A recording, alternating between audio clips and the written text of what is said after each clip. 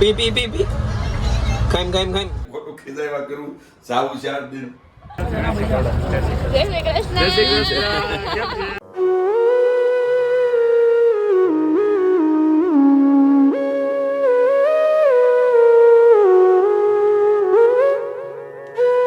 તો hello guys, good morning, જય શ્રી કૃષ્ણ. કેમ છો? I hope you all guys are fine. તો ગાઈઝ અત્યારે વાગી રહ્યા છે 11:30 અને આપણું રૂટીન સ્ટાર્ટ થઈ ગયું છે અને બસ જો મારું ચોળી વીણવાનું કામકાજ ચાલતું હતું. અને હમણાં તમને ખબર હોય તો આપણે ગિબલીનો ટ્રેન્ડ ચાલે છે, તો એમાં સવારના મથતા હતા કેવી રીતે બધું બનાવવું નહીં એવી રીતે. એમ પપ્પાએ આવી ગયા છે અને ભાઈ પણ આવી ગયો છે. તો ચાલો પેલા પૂરીની અપડેટ લઈ લઈએ આપણે. એને પૂરીને ગિબલી આર્ટ કરવું છે ને. હેલો, ગુડ મોર્નિંગ, જય શ્રી કૃષ્ણ. ગુડ મોર્નિંગ જય શ્રી કૃષ્ણ. હા હેલો. ઈ ઓલા દીદી ના છે કામવાળા આવે ને. તો શું ચાલે? કેવું ગયું પેપર? કેવું ગયું? ઇંગ્લિશ નું હતું? એક નંબર જ હોય પૂરીનું પેપર. સરસ ને, મને ખબર હતી એને સરસ જ હોય, પણ એમ હાવ ખાલી સરસ ન હોય. એમ સરસ કીધું એટલે સરસ જ હોય, કારણ કે એમનું ગેટ ઉપર, સ્કૂલની ગેટ ઉપર કઈ ખોટા ન લાગે. હા સરસ. હો હું તો ગિબલી આર્ટ હાલે છે ને, હું કરવાનું છે તારે? હું કાંઈ નથી બનાવી દેવાની, બહુ વાર લાગે છે. ફોટો જનરેટ થતા એટલે હું શીખવાડ દઉં પણ તને એકવાર. તને સારું આવડે? કઈ સારું નથી આવડતું, એમાં કેટલી વાર લાગે છે. ગિબલી આર્ટ નવું આર્ટ આવ્યું છે એવું. ઈ છે ને ઈ જાપાનીઝ નું શું કહેવાય કલ્ચર ટાઈપ. એ મીન્સ કે જાપાનમાં લોકો છે ને જ્યારે પેલા બધા હાથથી ડ્રો કરતા, અત્યારે એઆઈ ની મદદથી ફોનમાં થઈ જાય એમ. એવું બતાવી દો પપ્પાને. ગિબલી આર્ટ કોને કહેવાય? જો ત્યારે પૂરી બતાવી રહ્યો છે. અત્યારે બહુ જ ટ્રેન્ડિંગ માં હાલે છે. જેને જોવો ને બધા ઈ જ મૂકે. મારે ક્યાં છું ઓલો પોસ્ટ કરી બતાવી. એમ લાગે એ છે ને આપણી બધી સિસ્ટમ ફેરવી નાખશે. સાચી વાત છે. આપણે કેમ આપણે આતાને એમ કહી કે આતા તમને ન ખબર પડે, ભલે આમ આપણે વડીલ હોય પણ છતાં આપણે આતાને એમ કેવું પડે આતા તમને ન ખબર પડે. શું કરવા? કારણ કે આતા એની દુનિયા હોય ને આપણી દુનિયા અલગ થઈ ગઈ હોય.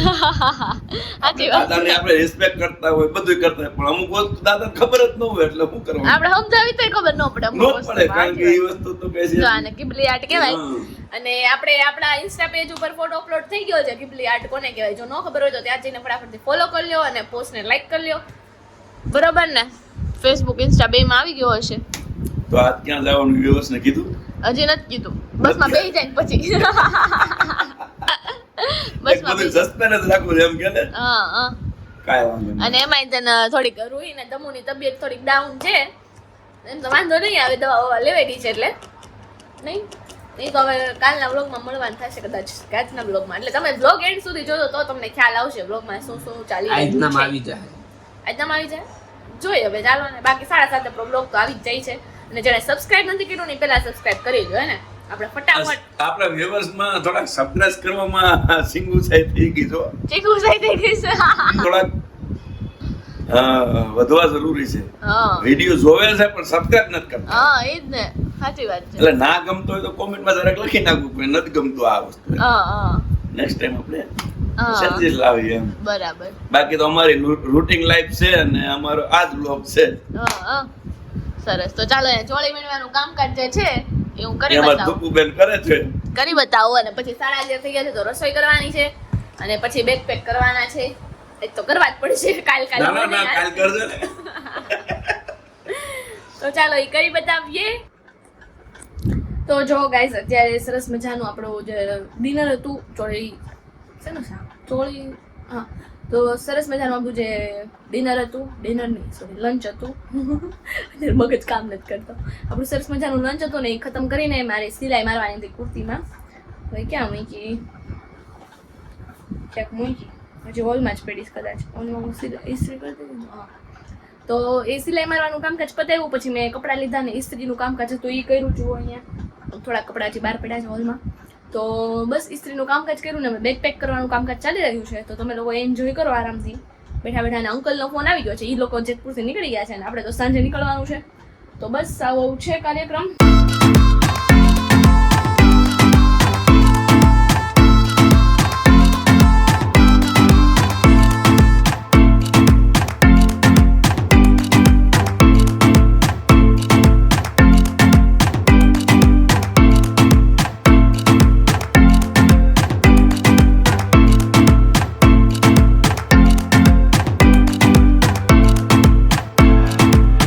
ગાઈઝ જેવી રીતે તમે જોયું આપણા બેગ્સ બધા પેક થઈ ગયા છે અને અત્યારે મારે એક શોર્ટ હતી ને મેં જ્યારે શૂટ કરેલી હમણાં જ તેને, તો એ મેં એડિટ કરી દીધી છે અને બીજા જે થંબનેલના ને કામ હતા એ બધા પૂરા કરી દીધા છે ને વાગી રહ્યા છે 5:30. આપણે લોકોએ નીકળવાનું છે 6 વાગે.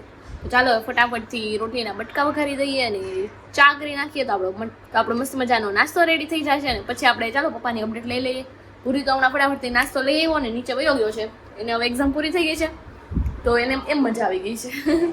હેલો ગાઈઝ, કેમ છો બધા? જય શ્રી કૃષ્ણ. અમે નાથ દ્વારા જવા માટે ઘરેથી નીકળી રહ્યા છીએ. રૂહીબેન, તમારું શું કેવું છે?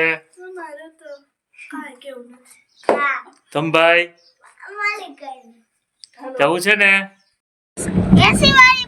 હવે બોલ હાય. હા, હેરકટ જોઈ લો પૂરીના. સરસ થઈ ગયું.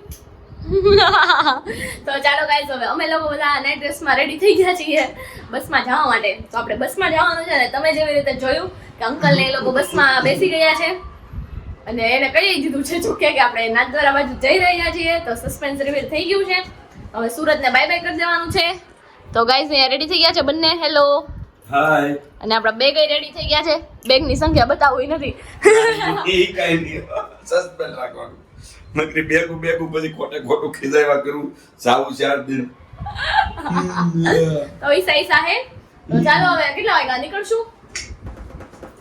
કામરેજ બાજુ ઠેક જવાનું છે બસમાં બેસવા માટે. બાઇક લેતા ને મૂક દો. Okay okay okay.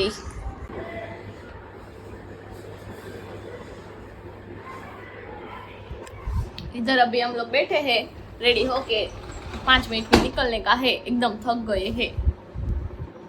અને અહીંયા પપ્પા જો ગુડ કામ કરી રહ્યા છે. ગુડ કામ, વેરી ગુડ.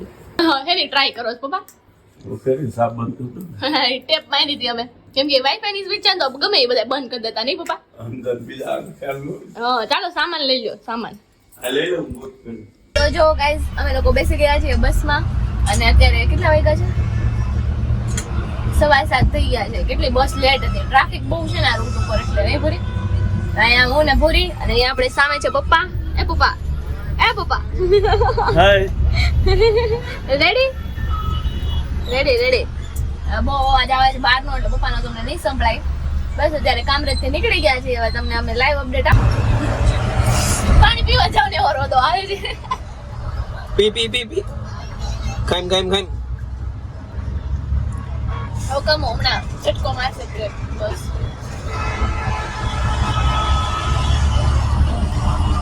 Mission done. તો ગાઈઝ, આપણો સરસ મજાનો અત્યારે નાસ્તો થઈ ગયો છે. પિઝા પફ સેન્ડવિચ ને સોડા ને એવું બધું ને હવે આઈસ્ક્રીમ કદાચ આવી રહ્યું છે. ભાઈ પપ્પા બી પાછા ગયા છે નીચે. મને ચલે યાદ આવે પછી મને યાદ આવે કાકાનો થોડું પેટને ઠંડક આપવી એમ. કેમ કે હવે અત્યારે 10 વાગી રહ્યા છે નથી ખાલી વડોદરા આવ્યું છે એમ. બધા એમ કહે છે કે લેટ થઈ જશે સવારે, જોઈએ ક્યારે પહોંચાડે એમ. બાકી તો બસ જો અમે લોકો આરામથી કરી બેઠા છીએ અને મેં બ્લેન્કેટ વાળો રૂછાળો એટલે કરંટ આવે. લેવાનો નહોતો તો એ લેવાઈ ગયો. ચલાવી લેશું હવે. કરંટ ઘડી આવવાનું ન મજા આવે. આવું છે જો હમણાં ભાઈને બધા આવશે. ભાઈને પપ્પાને લોકો અને અંકલ ને એ લોકો તો ત્યાં સુઈ ગયા છે. એ વેલા બેઠા હતા એટલા માટે. તો ગાઈસ, અત્યારે મીઠા નાના અમે કોણ આવ્યો છે અહીંયા પૂરી અરે પણ અને પપ્પા હું લેવા ગયા પાછું નાસ્તા પણ સરસ. તો ચાલો એન્જોય.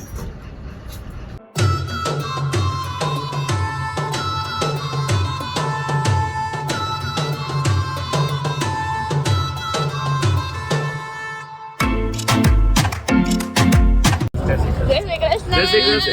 કેમ છે? મજામાં? હાલો. ચાલો અંકલ આવી ગયા છે લેવાના. ભૂરી આવી ગઈ ને ઠેલા બધા આવી ગયા ને બધે ઢેલા.